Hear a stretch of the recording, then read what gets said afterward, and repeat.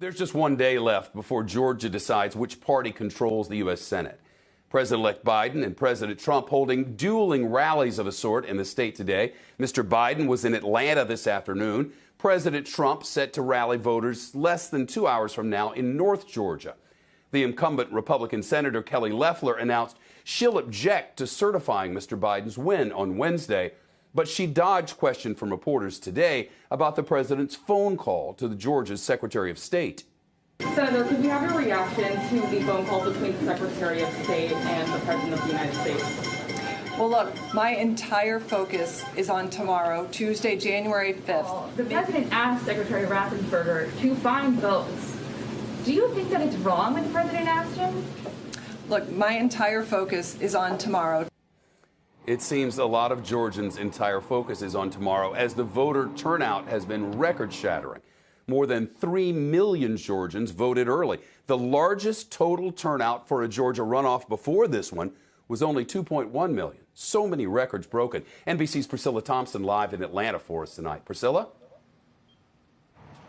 Well, Shep, that is the state of play here on Election Eve, going into Election Day.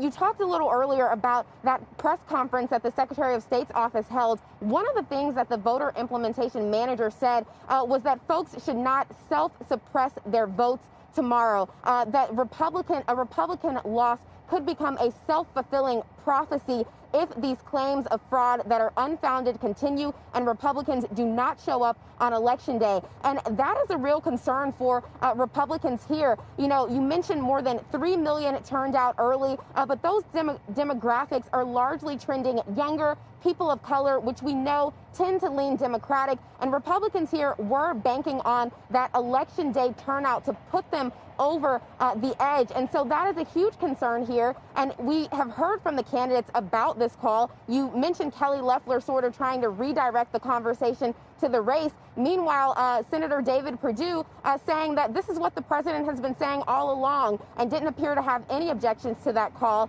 But the Democratic candidates are certainly seizing on this, saying that this is once again an example of Loeffler and Perdue prioritizing the president and defending the president over supporting the voters of Georgia and the choice that they made on Election Day.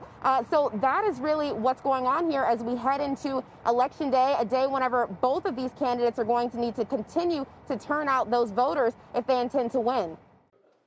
Shepard Smith here. Thanks for watching CNBC on YouTube.